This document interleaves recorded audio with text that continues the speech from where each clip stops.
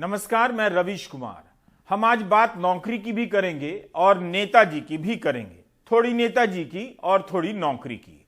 जब भी चुनाव आता है और स्वास्थ्य से लेकर रोजगार पर बात करने का अवसर मिलता है, नेता और मीडिया बहस की दिशा को इतिहास और धर्म की तरफ मोड़ देते हैं।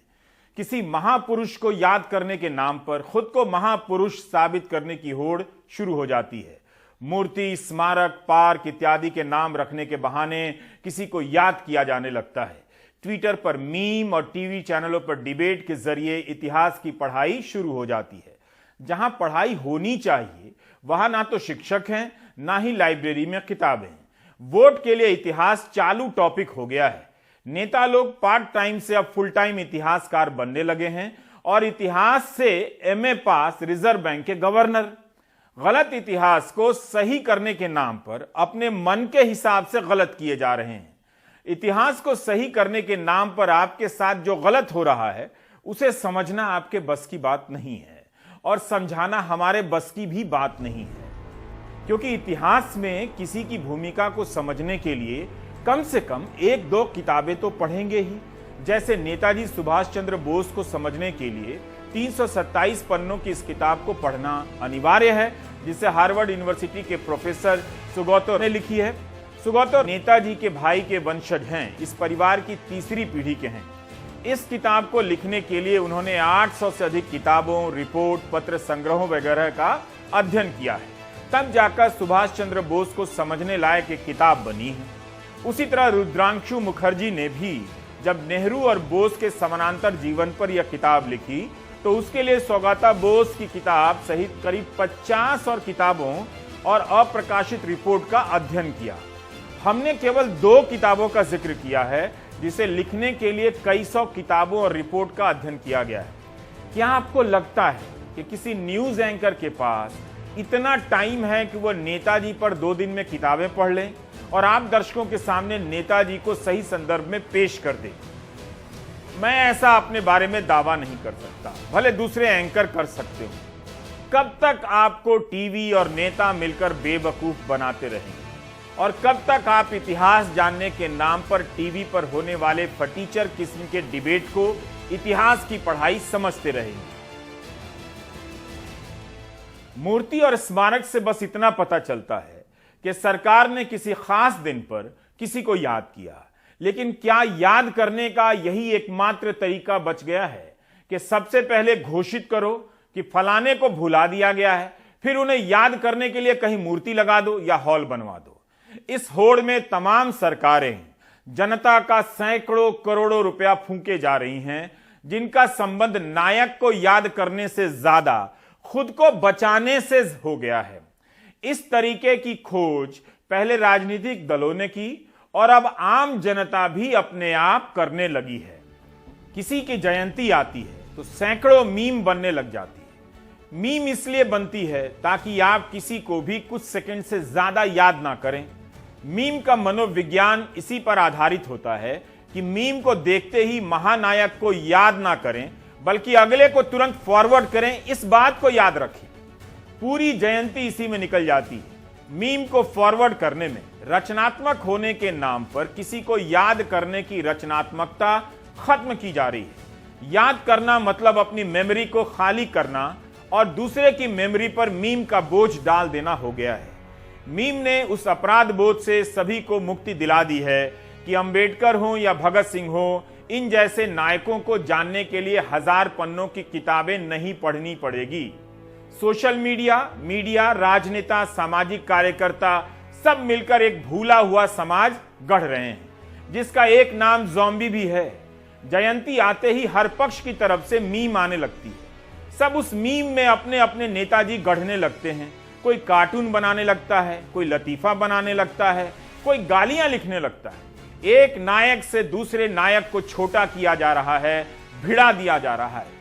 इस पूरी प्रक्रिया में आप किसी नायक को याद करने के बहाने उससे या उसके समकक्ष से नफरत करने लगते हैं। उनकी क्या सहमतियां थीं, क्या असहमतियां थीं, इस पर कोई गौर नहीं करता, बल्कि छोटा बड़ा करने के नाम पर मीम का एक मैच शुरू हो जाता है। इस तरह से भूल जाया जाता है कि जयंती किस लिए मना रहे हैं। आप गौर करेंगे कि किसी की जयंती के वक्त मीम की बाढ़ आ जाती है। अगले दिन उस बाढ़ की जगह किसी और की जयंती पर मीम की बाढ़ आ जाती है। इस तरह से हम याद करने के नाम पर पहले एक को मिटाते हैं, फिर अगले को मिटाते हैं। जयंती पर मीम भेजना और गुड मॉर्निंग मैसेज भेजना दोनों में कोई फर्क नहीं। राजनीति ने धर्म के अलावा इतिहास में अपना ठिकाना ढूंढ लिया है ताकि हंगामा मचता रहे। पिछले एक हफ्ते से आपको याद दिलाया जा रहा है कि नेताजी सुभाष चंद्र बोस को भुला दिया गया है, जबकि आप जानते हैं कि स्कूलों में जब फैंसी ड्रेस प्रतियोगिता होती है तब कोई ना कोई बच्चा सुभाष चंद्र बोस की पोशाक पहनकर जाता ही है, नेताजी बनकर जाता ही है। फिर कौन भूल गया नेताजी को। इसी दिल्ली में नेताजी के नाम पर कई सारी इमारतें और सड़कें हैं। दिल्ली में ही Netaji Subhas university of technology है, दिल्ली में नेताजी के नाम पर नेताजी नगर है, नेताजी सुभाष स्पोर्ट्स कॉम्प्लेक्स है, नेताजी सुभाष चंद्र बोस पार्क है, पीतमपुरा के पास नेताजी के नाम पर मेट्रो स्टेशन है, टिकरी गांव के पास आजाद हिंद ग्राम मेट्रो स्टेशन है। टिकरी गांव में ही आजाद हिंद ग्राम बनाया गया है। नेताजी के नाम पर अपनी नौकरी बचा रहे नेताओं से कहिए कि वे नौकरी पर बात करें, नौजवानों की नौकरी पर। स्कूल के दिनों में जब मास्टर जी क्लास से बाहर ताक रहे छात्र को पकड़ लेते थे तब हड़बड़ा कर बोलने लग जाता था, नहीं सर, फॉर्मूला सोच रहे थे, बाहर नहीं ताक रहे थे। वही हाल इन नेताओं का हो गया है। नौकरी की बात आते ही हड़बड़ा कर इतिहास बड़बड़ाने लग जाते हैं कि हम तो इतिहास पुरुष को इतिहास में जगह दिलाने में बिजी हैं। नौकरी के बारे में आप रवीश कुमार से पूछ लीजिए। मूर्ति और स्मारक के जरिए याद करने की राजनीति आज की नहीं है, लेकिन क्या यह कुछ ज्यादा नहीं हो रहा? कितने लोग मेडिकल और इंजीनियरिंग की जगह इतिहास चुनते हैं पढ़ने के लिए? इसलिए नहीं चुनते हैं कि इतिहास से नौकरी नहीं मिलती है, लेकिन नेता इतिहास क्यों चुन रहे हैं? क्योंकि इसके नाम पर फालतू डिबेट से उनकी नौकरी बच रही है। कमाल है, जो इतिहास नौकरी नहीं दे सकता वही इतिहास नेताजी की नौकरी बचा रहा है। Do you get my point? 2015 का साल था। गोदी मीडिया के स्क्रीन पर इस तरह के टॉपिक वाले डिबेट रहस्य और रोमांच पैदा करने लगे। सदी का सबसे बड़ा राज, why was the truth buried? Netaji की जासूसी कर रही थी कांग्रेस? क्या 1968 तक जीवित थे सुभाष चंद्र बोस? नेताजी की 100 सीक्रेट फाइल दुनिया के सामने। बांग्ला किताब, रुद्राक्ष और सिगार का रहस्य, गुमनामी बाबा के बक्से का गुमनामी कनेक्शन। क्या इंदिरा गांधी ने नष्ट करवाई फाइलें? सीक्रेट फाइल नंबर 1 में क्या था? न्यूज चैनलों के स्क्रीन पर इस तरह की हेडलाइन लगाकर आपके भीतर जिज्ञासा पैदा की गई और भरमाया गया। 2016 में जब नेताजी की फाइल सार्वजनिक हुई तब से ये तमाम बहसें गायब हो गईं। इस पूरी बहस के जरिए कांग्रेस और नेहरू को नेताजी का जानी दुश्मन बताया गया, जबकि आईएनए का मुकदमा लड़ने के लिए नेहरू ने 25 साल बाद वकील का चोला पहना था।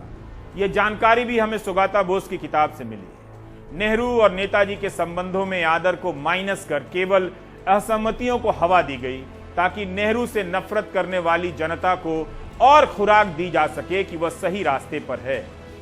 हमारे देश में राष्ट्रवाद एक बहुत बड़ी ताकत है और किसी भी राजनीतिक दल को या किसी भी नेता को जनता का वैलिडेशन हासिल करने के लिए जो उसकी प्राथमिक शर्त यह है कि वह राष्ट्रवादी है या नहीं। इसीलिए आप देख रहे हैं कि आज के समय में नेशनलिज्म और एंटी नेशनलिज्म का पूरा एक जो है वितंडा खड़ा किया गया। अब नायक हड़पने का सबसे आसान तरीका क्या हो सकता है कि जो आज़ादी की लड़ाई के विभिन्न नेता हैं उनके बीच के वैचारिक मतभेदों को बढ़ा चढ़ा करके जो है उनको विकृत किया जाए और बढ़ा चढ़ा के प्रस्तुत किया जाए और फिर उनका आपस में दंगल करवा दिया जाए, और जिसको आप चाहते हो कि हम इसे अप्रोप्रिएट करेंगे उसके लिए कहा जाए कि इनके साथ इतिहास में बहुत अन्याय हुआ था और इसलिए हम इस अन्याय को अभी फिलहाल दूर कर रहे हैं। तो इसलिए ये पूरे एक तरीके का नेशनलिस्ट प्रोजेक्ट है जो इनको नेशनलिस्ट वैलिडेशन के लिए ये पूरा जो मैं कहूँगा कि नायक हड़प का ये पैटर्न जो है ये बनाया गया है। जैसे ही किसी की जयंती आती है एक अजीब किस्म की होड़ शुरू हो जाती है। सबसे पहले जिनकी जयंती आती है उन्हें भुला दिया गया घोषित किया जाता है। यह इसका सबसे पहला चरण है। जब तक यह सिद्ध नहीं होगा कि उन्हें भुला दिया गया है तब तक उनके याद करने में महानता नजर नहीं आएगी। ऐसी होड़ मच जाती है कि विरोधी भी मूर्तियां बनाने लग जाते हैं। दिसंबर 2019 में कोलकाता में निकाय चुनाव होने वाले थे। मूर्तियों और स्मारकों की होड़ में तृणमूल कांग्रेस भी उतर गई। उसके पार्षदों ने जहां जगह देखी वहां किसी न किसी की मूर्ति लगवानी शुरू कर दी। पूर्वी कोलकाता के फूल बागान इलाके में महात्मा गांधी और नेताजी की 35 फीट ऊंची मूर्ति बना दी गई। उस दौरान कोलकाता भर में बंगाल के इतिहास से जुड़े तमाम नायकों की मूर्तियां लगाने की खबरें आई थीं, लगाई भी गई थीं। रविंद्रनाथ टैगोर, स्वामी विवेकानंद, रामकृष्ण परमहंस, चैतन्य प्रभु, ईश्वर चंद्र विद्यासागर, सिस्टर निवेदिता की मूर्तियां लगाई गई। कोलकाता में नेताजी के नाम पर मेट्रो स्टेशन है, सड़क है, एयरपोर्ट है, सुभाष चंद्र बोस इंडोर स्टेडियम है। इसी तरह देश भर में कहीं स्टेडियम है, कहीं मेडिकल कॉलेज है, तो कहीं सड़क है। आपको यह भी देखना है कि किसे याद किया जा रहा है। आजादी के आंदोलन के समय की कांग्रेस असहमतियों का जमावड़ा थी। गांधी भी जिस कांग्रेस के सदस्य थे उस कांग्रेस से असहमति रखते थे। असहमतियां रखना राष्ट्रीय राजनीति का अहम हिस्सा था, लेकिन आज उसके आधार पर हर नेता को कुछ खास नेताओं के खिलाफ खड़ा किया जा रहा है, जबकि वे सब एक ही सपने के सहयात्री थे। नेताजी ने 1940 के अपने एक लेख में हिंदू महासभा और मुस्लिम लीग को सांप्रदायिक संगठन बताया था। क्या कोई है जो नेताजी की मूर्ति के नीचे हिंदू महासभा और सांप्रदायिकता पर उनके विचार लिख दे और प्रधानमंत्री मोदी उस मूर्ति का लोकार्पण कर दें? बिना विचारों के नेताजी या अपने विचारों के नेताजी सबको अच्छे लग रहे हैं। आजादी की लड़ाई का इतिहास असहमतियों का भी इतिहास है। हर दो नेता एक दूसरे से अलग सोच रहा था। आपने कब सुना कि प्रधानमंत्री मोदी और गृहमंत्री अमित शाह सार्वजनिक रूप से अपनी असहमतियां दर्ज करा रहे हों, एक दूसरे को लेकर पत्र लिख रहे हों? नेहरू और पटेल की असहमतियां लिखित रूप में दर्ज हैं। क्या ये उस दौर की खूबसूरती नहीं थी? 8 अगस्त 1942 को जब भारत छोड़ो आंदोलन का प्रस्ताव पास हुआ, तब गांधी ने उन 13 लोगों का स्वागत दोस्त कहते हुए किया था जिन्होंने प्रस्ताव के खिलाफ वोट किया था। कहा था कि उन्हें शर्मिंदा होने की भी जरूरत नहीं। आज जरा सी बात पर विरोध कर दें तो यूएपीए लग सकता है, राजद्रोह हो सकता है और एक ईडी है जो रेड मारने आ सकती है। नेताजी को नेहरू और गांधी के विरोध में खड़ा कर उनकी असहमतियों को सीमित किया जा रहा है। उनका विरोध सांप्रदायिकता से भी था। क्या प्रधानमंत्री मोदी या मुख्यमंत्री योगी आदित्यनाथ अपने किसी भी राजनीतिक भाषण में इसे पढ़ सकते हैं जो नेताजी ने 12 मई 1940 को बंगाल के झाड़ग्राम में कहा था, जिसके बारे में बताया जाता है कि 14 मई के आनंद बाजार पत्रिका में यह खबर छपी थी, जिसका जिक्र ममता बनर्जी ने पिछले साल 23 जनवरी को ही किया था। यह हिस्सा हिंदुस्तान टाइम्स में छपा है। ममता बनर्जी ने जो कोट किया है उसका हिंदी अनुवाद इस तरह है। सुभाष चंद्र बोस कहते हैं कि हिंदू महासभा ने त्रिशूलधारी सन्यासी और सन्यासिनों को वोट मांगने के लिए जुटा दिया है। त्रिशूल और भगवा लबादा देखते ही हिंदू सम्मान में सिर झुका देते हैं। धर्म का फायदा उठाकर इसे अपवित्र करते हुए हिंदू महासभा ने राजनीति में प्रवेश किया है। सभी हिंदुओं का कर्तव्य है कि इसकी निंदा करें, ऐसे गद्दारों को राष्ट्रीय जीवन से निकाल फेंकें, उनकी बातों पर कान ना दें। क्या यह बात धर्म का इस्तेमाल कर रही आजकल की राजनीति के लिए सही नहीं लगती है? आज वही हो रहा है। धर्म का नाम लेकर राजनीति में असली मुद्दों से बचा जा रहा है। चुनाव में धर्म का नाम लेने वालों को नेताजी का यह विचार बताया जाना चाहिए। अब आपको एक वेबसाइट पर ले जाता हूं। National institute of educational planning and administration, Bharat सरकार की ही वेबसाइट है। इस पर योजना आयोग के इतिहास से संबंधित एक डॉक्यूमेंट मिला है। इसका शीर्षक है Subhash Bose Pioneer of India planning. इनकी भूमिका में मधु दंडवते ने लिखा है कि फरवरी 1938 में हरिपुरा के कांग्रेस अधिवेशन में नेताजी सुभाष चंद्र बोस ने कहा था कि आजाद भारत की सरकार का पहला काम होगा राष्ट्रीय योजना आयोग बनाना। नेताजी ने 1938 में योजना आयोग को लेकर राष्ट्रीय योजना कमेटी भी बना दी और नेहरू को उसका पहला चेयरमैन बना दिया। वही संस्था आगे चलकर आजाद भारत में योजना आयोग का रूप लेती है, जिसे मोदी सरकार ने भंग कर दिया। तब योजना आयोग को नेहरू से जोड़कर बताया गया, जबकि यह कल्पना सुभाष चंद्र बोस की थी, विरासत भी उन्हीं की। हाल ही में प्रधानमंत्री ने एक ट्वीट में हरिपुरा को याद किया है, लिखा है कि हरिपुरा अपने आप में इतिहास समेटे हुए है। उसी हरिपुरा में योजना आयोग का भी इतिहास है। जाइए और पढ़िए। कितने लोगों को नेहरू के खिलाफ आप खड़ा करेंगे? आप बोस बनाम गांधी भी नहीं कर सकते। बोस ने यूं ही गांधी को राष्ट्रपिता नहीं कहा। 23 जनवरी का दिन बड़ा है, इसमें कोई दो राय नहीं, लेकिन आप 23 जनवरी के नाम पर 30 जनवरी से पीछा नहीं छुड़ा सकते। दरअसल हत्या का आरोप इतना बड़ा है और ऐसे व्यक्ति की हत्या का आरोप है कि 1 जनवरी से ही 30 जनवरी आने लगती है, हर दिन आती है। गांधी की हत्या एक व्यक्ति ने नहीं की थी। उस हत्या के लिए उस व्यक्ति को एक विचारधारा ने तैयार किया था। आप उसके बारे में जानते हैं। 30 जनवरी से भागने के लिए पूरी धरती को झूठ और मूर्तियों से भर देंगे, तब भी 30 जनवरी का सच सामने आएगा और वो दिन भी आएगा। पूछेगा कि गांधी को किसने मारा? कौन लोग गांधी को मारने वालों के साथ हमेशा खड़े रहते हैं और उनका इतिहास कहां जाता है, क्या है? ये 2 पोस्टर हैं यूपी सरकार के। एक में सरकार ने 5 साल के दौरान 2 करोड़ रोजगार देने का वादा किया है। एक दूसरे विज्ञापन में 4.5 लाख सरकारी नौकरियां देने का दावा किया गया है। सवाल उठ रहे हैं कि 4.5 लाख भर्तियों का विज्ञापन कब निकला, कहां निकला, किस विभाग में भर्तियां हुई? इसका जवाब नहीं आ रहा है। 2 करोड़ रोजगार किसे मिला? इसका भी जवाब नहीं मिल रहा है। 2017 के विधानसभा चुनाव में बीजेपी ने 70 लाख रोजगार देने का वादा किया था अपने संकल्प पत्र में। इस वादे में साफ नहीं किया था कि कितनी सरकारी नौकरियां देंगे और कितनी प्राइवेट, लेकिन संख्या 70 लाख बताई थी। 23 जुलाई 2018 को योगी आदित्यनाथ ने अपना ही बयान ट्वीट किया कि अगले 3 साल में 2 करोड़ नौकरियां दी जाएंगी। उत्तर प्रदेश के 2 करोड़ नौजवानों को उत्तर प्रदेश के अंदर ही नौकरी, रोजगार और स्वावलंबन के कार्यक्रम के साथ जोड़ करके उत्तर प्रदेश, जो कभी विकास के पैमाने पर सबसे पिछड़ा माना जाता था, आज उत्तर प्रदेश आने वाले समय में देश के अग्रणी प्रदेशों की श्रेणी में खड़ा होकर के देश को एक बार पुनः दिशा देता हुआ दिखाई देगा। अब यूपी सरकार के उद्योग मंत्री सिद्धार्थनाथ सिंह कह रहे हैं कि यूपी सरकार ने 2 करोड़ लोगों को रोजगार दे दिया है। लघु एवं मझोले उद्योग के मंत्री सिद्धार्थनाथ सिंह ने अपने एक ट्वीट में लिखा है कि योगी सरकार में बिजली भी है और नौकरी भी।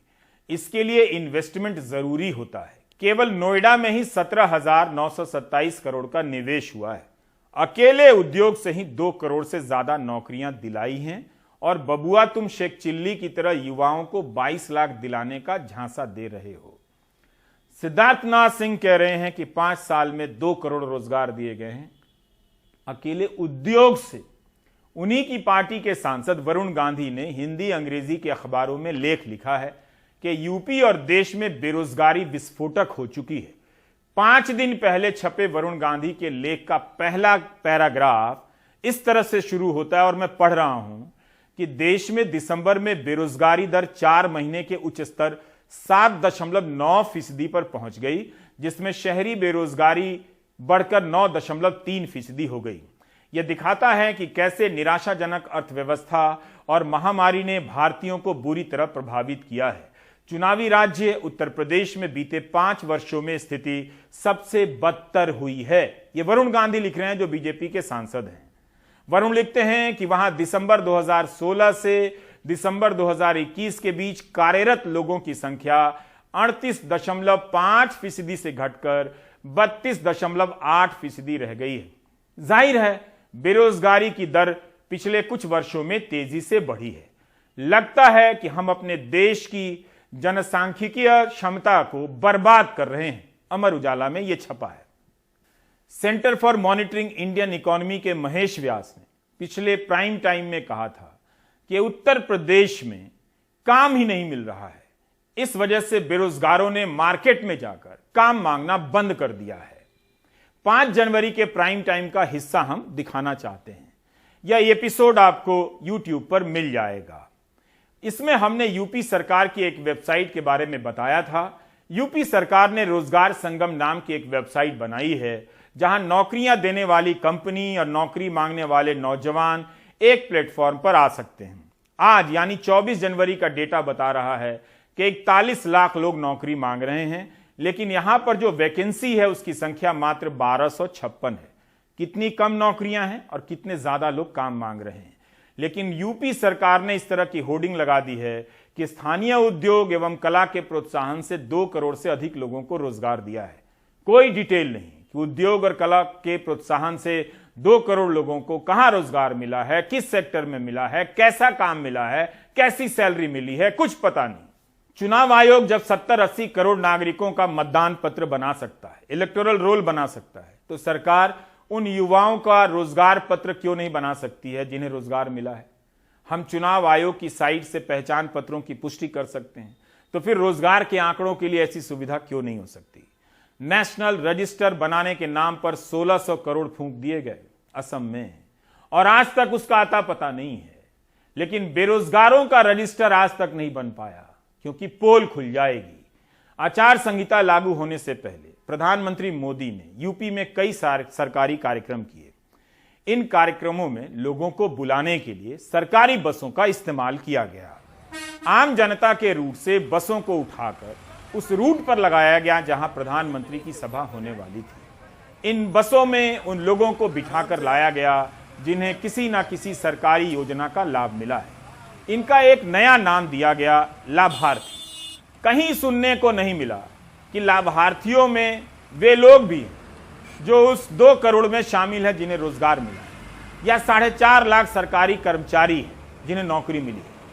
जिस किसी को 1 किलो नून, 1 किलो तेल और 1 किलो दाल फ्री में मिला है, उसे लाभार्थी बनाकर प्रधानमंत्री की सभा में खाली कुर्सियों को भरा जा सकता था। तो फिर 2 करोड़ रोजगार पाने वालों को भी बुलाया जा सकता था और भी रैली बड़ी हो जाती। अगर 2 करोड़ लोगों को रोजगार मिला है, तब भी यूपी सरकार अपने विज्ञापन में 15 करोड़ गरीब क्यों बताती है। 24 करोड़ की आबादी में 15 करोड़ गरीब हैं जिन्हें महीने में 2 बार फ्री का राशन दिया जा रहा है। क्या 2 करोड़ रोजगार पाने वाले इस 15 करोड़ में हैं या उससे बाहर निकल गए हैं। एक परिवार में 5 सदस्य माने जाते हैं। अगर यूपी में 2 करोड़ लोगों को रोजगार मिला है, तो इस हिसाब से 10 करोड़ लोग रोजगार वाले परिवार के दायरे में आ सकते हैं। इसके बाद भी यूपी में 15 करोड़ लोग मुफ्त अनाज, मुफ्त दाल, मुफ्त तेल, मुफ्त नमक पर निर्भर हैं। अगर उद्योग मंत्री सिद्धार्थनाथ सिंह कह रहे हैं कि 2 करोड़ रोजगार दिया है, तो कुछ हिसाब भी देना चाहिए। अगर वो हिसाब नहीं दे सकते हैं, तो इस बात का ही दे दें कि पहले के बयान में उन्होंने कहा था कि केवल लघु मध्यम सेक्टर में 2 करोड़ 64 लाख को रोजगार दिया है। ये उन्हीं का बयान है। ये 64 लाख कहां माइनस हो गया। यह खबर 16 जुलाई 2021 को हिंदू बिजनेस लाइन में छपी है, जिसे 17 जुलाई 2021 को खुद सिद्धार्थनाथ सिंह ने ट्वीट किया था। इसकी हेडलाइन है कि एमएसएमई सेक्टर में 2 करोड़ 60 लाख रोजगार दिया गया। मंत्री जी कह रहे हैं कि 4.5 साल में 2 करोड़ 60 लाख रोजगार दिया गया है। जुलाई 2021 से जनवरी 2022 के ट्वीट में 60 लाख से अधिक की संख्या कम हो गई। मंत्री जी एक बार फाइनल बता दें कि अंतिम आंकड़ा क्या है, 2 करोड़ का है या 2 करोड़ 60 लाख का है। Do you get my point. YSR party के सांसद बाला शोवरी वल्लभ सोनी के सवाल के जवाब में वित्त राज्य मंत्री 20 दिसंबर 2021 को लोकसभा में एक जानकारी देते हैं। इसके अनुसार मुद्रा योजना के तहत 6 साल में 32 करोड़ 11 लाख लोन दिए गए। मतलब 32 करोड़ 11 लाख खातों में लोन का पैसा गया। कितना पैसा दिया गया, तो इसके जवाब में मंत्री बताते हैं कि 17 लाख करोड़ रुपया दिया गया। 32 करोड़ 11 लाख लोन खातों में 85% शिशु लोन वाले खाते थे, जिसके तहत 50,000 रुपए से कम का लोन दिया जाता है। यानी ज्यादा से ज्यादा लोगों ने 50,000 से कम के लोन लिए हैं मुद्रा के तहत। आप समझ सकते हैं कि 50,000 रुपया लोन लेने वाला खाएगा क्या, कमाएगा क्या और दूसरों को क्या रोजगार देगा। इस डेटा में भी बहुत कुछ साफ नहीं है जो लोकसभा में दिया गया। जैसे जिनका लोन चल रहा है उन्होंने दोबारा लोन लिया, या कितने लोगों ने मुद्रा के तहत पहली बार लोन लिया। इस सवाल को यहां रहने देते हैं। अप्रैल 2015 में यह योजना शुरू हुई थी। मुद्रा योजना के लॉन्च होने के तीसरे साल में ही अमित शाह ने दावा कर दिया कि इसके तहत बटे लोन से 7 करोड़ 28 लाख स्वरोजगार मिला है। जब यह आंकड़ा आया तब काफी हंगामा मचा कि इतने लोगों को स्वरोजगार कब और कैसे मिल गया, कहां से मिल गया। कि जॉब क्यों नहीं है। मैं इनका ध्यान इंगित कराना चाहता हूं, मुद्रा बैंक योजना के माध्यम से 7 करोड़ 28 लाख बेरोजगार गरीब युवाओं को स्वरोजगार देने का काम ये नरेंद्र मोदी सरकार ने। क्या वाकई उस वक्त 3 साल में मुद्रा योजना लोन से 7 करोड़ 28 लाख रोजगार मिला था? उस वक्त सरकार के इस दावे को कई लोगों ने ठोस तर्कों के सहारे चुनौती दी थी, लेकिन पिछले साल पीआईबी ने अपनी रिलीज के जरिए साबित कर दिया कि अमित शाह का आंकड़ा बहुत ज्यादा गलत था। 7 अप्रैल 2021 को पीआईबी ने एक प्रेस रिलीज जारी की। पीआईबी सूचना व प्रसारण मंत्रालय के तहत काम करने वाली एक एजेंसी है, तो इसकी जानकारी आधिकारिक मानी जाती है। पीआईबी की रिलीज में बताया जाता है कि 2015 से मार्च 2021 तक 28.68 करोड़ लोन खातों को लोन की मंजूरी दी गई। मतलब इतने लोगों को लोन दिया गया। इन लोगों को कुल कितने पैसे लोन दिए गए? तो सरकार ने कहा करीब 15 लाख करोड़ रुपए लोन दिए गए। इसकी वजह से 2015 से 2018 के बीच 1 करोड़ 12 लाख अतिरिक्त रोजगार पैदा हुए, जबकि 2017 में अमित शाह कह चुके हैं कि 7 करोड़ 28 लाख रोजगार पैदा हुए। पीआईबी ने अपनी रिलीज में लिखा है कि मुद्रा योजना के तहत सबको औसतन 52,000 रुपए लोन दिए गए। 88% से अधिक लोन शिशु कैटेगरी के हैं, 50,000 से भी कम के। यही बात सरकार के दावों पर सवाल उठाने वाले कई साल से कर रहे हैं कि इतने कम पैसे में रोजगार पैदा नहीं हो सकता, उतना जितना दावा किया जा रहा है। अब वित्त मंत्रालय ने ही साफ कर दिया है कि 2015 से 18 के बीच 1.25 करोड़ से भी कम रोजगार पैदा हुआ है। अमित शाह ने 7 गुना ज्यादा बता दिया था। पीआईबी की इस रिलीज में बताया गया है कि जिन लोगों ने लोन लिए हैं उनमें से 24% नए उद्यमी हैं। मतलब ज्यादातर उन लोगों ने लोन लिया जो पहले से कुछ व्यवसाय कर ही रहे थे और 50,000 से कम का लोन लिया। कब और कहां से कौन सी खबर चलकर आती है, जब आप यह पता करेंगे तो पता चलेगा कि आप पता ही करते रह गए और पता भी नहीं चला। अमित शाह को बताना चाहिए कि उनके दावों का क्या हुआ कि मुद्रा लोन से 7 करोड़ से अधिक को रोजगार मिला है। देखिए, संरचना कमजोर इस तरीके से है मुद्रा स्कीम की कि बिना कोलैटरल आपको लोन दिया जाता है और इसमें 3 साल में पैसे वापस करने होते हैं और इसमें 88% जो लोन्स हैं वो शिशु वर्ग में है जो 50,000 रुपए से कम के हैं। और ये जो 50,000 रुपए से कम के जो लोन्स हैं, उधार है, उसमें औसतन 29,000 से ज्यादा औसतन दिया नहीं गया। अब आप सोचिए स्वयं की संकल्पना कितनी गलत है कि 29,000 में आप एक ठेला खरीद लेंगे, उसको 2-3 बार उसमें फल सब्जी भर लेंगे, वो बेच लेंगे, उसके बाद वो आदमी बेचारा क्या करेगा। दूसरी बात, सरकार ने 2015 में जब इसको चालू किया तो बैंकों को मजबूर किया कि जल्दी पल्दी पैसा दीजिए। एनबीएफसी को भी बैंक मजबूर कर रहे थे और प्राइवेट सेक्टर, पब्लिक सेक्टर, दोनों बैंक्स। अब जब जल्दी पल्दी में काम होता है तो कार्यान्वयन जाहिर है ढीला होता है। लाखों को उधार तो दिया गया, मगर सरकार के डंडे की वजह से जब कायदे से चयन नहीं होता ऐसे लोगों का जिनको लोन दिया जा रहा है, तो जाहिर है कि एनपीए बढ़ेगा। 2015 से 18 के बीच मुद्रा योजना से मात्र 1 करोड़ 12 लाख रोजगार पैदा हुए और यूपी के मंत्री जी कहते हैं कि उनके राज्य में 5 साल में 2 करोड़ से अधिक लोगों को केवल उद्योग में रोजगार मिला है। आपने गौर किया होगा कि इतनी सी जानकारी के लिए कितनी छानबीन करनी पड़ी, जबकि बहुत बुनियादी पड़ताल की है हमने। ऐसी जानकारी को रखते समय आपको इस शो से वीडियो वायरल कराने का हिस्सा नहीं मिलेगा। सबको वायरल वीडियो चाहिए, बोलने वाला चमक कर कुछ ऐसा अनाप शनाप बोल दे जिससे ट्विटर से लेकर टीवी तक में बहस छिड़ जाए। यह एक ऐसा रोग है जिसने सभी पक्षों के लोगों को अपनी चपेट में ले लिया है। फ्लैशबैक में इन हेडलाइन को देखिए। मुद्रा योजना से कितनी नौकरियां मिली हैं, इसे लेकर समय समय पर अलग अलग हेडलाइन में अलग अलग नंबर हैं। कहीं 7.28 करोड़ है, कहीं 5.5 करोड़ है, कहीं 6.8 करोड़ है, कहीं 13 करोड़ रोजगार देने का दावा किया गया है। अलग अलग समय में आपको हसीन सपने दिखाने वाली ये हेडलाइनें अब बेवफा साबित हो चुकी हैं। असली आंकड़ा 1 करोड़ 12 लाख का ही है। क्या उसी तरह से दावा किया गया है कि 2 करोड़ लोगों को रोजगार दिया गया है?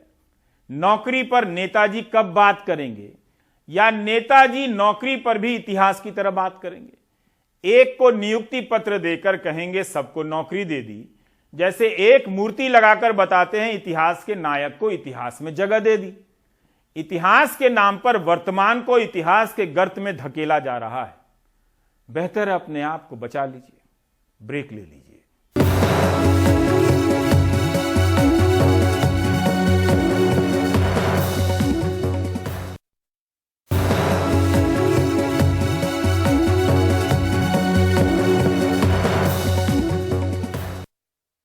हिमांशु शेखर मिश्रा पश्चिम उत्तर प्रदेश में हैं और उन्होंने कुछ किसानों से चुनावी राजनीति को लेकर बात की। मैं इस वक्त मेरठ के सतवाई गांव में हूं और यहां पर मेरे साथ बहुत सारे गांव वाले हैं। इनमें से कई लोग ऐसे हैं जो दिल्ली में भी गए थे। जो नए कृषि कानून है उसके खिलाफ जो दिल्ली की सीमाओं पर आंदोलन हुआ उसमें उन्होंने काफ़ी भाग लिया था। यहाँ से काफ़ी ज़्यादा ट्रैक्टर भी दिल्ली गए थे, दिल्ली की सीमाओं में। और यहाँ पे बहुत सारे लोग हैं, युवा भी हैं, बुजुर्ग भी हैं। सुरेंद्र सिंह जी, आप कितने समय रहे वहाँ? हम 12.5 महीने रहे जी। 18 दिन बोल के 12 महीने से ऊपर 18 दिन कर दिए थे जी पाए थे। हम तो यहाँ सोच के गए थे, बस सरकार ने कोई गलत कर दिया कानून किसानों के लिए, तो इन्होंने बॉर्डर पर रोक दिए, पूरी फोर्स लगा दी, सारी सड़क पे कील गाड़ दी। हमने सोची बाजी भी आगे नहीं जा दे रहे, हम यहाँ बॉर्डर पर बैठ गए। किसानों की बात हो रही है। नौजवान इस सरकार से इतना रुष्ट है, इतना बेकार कर दिया। सबसे बड़ा नुकसान जो किया इस प्रदेश में किया, देश में किया, इस भारतीय जनता पार्टी ने नौजवान का किया। अगर सरकार नहीं मानती है तो धरना धरेंगे। पहली बात तो सरकार बदल देनी है, अब की रहेगी नहीं। और नहीं मानता जो प्रधानमंत्री रहेगा, नहीं मानने का फिर धरना देंगे। जैसे 1 साल 18 दिन रखा, फिर धरना देंगे।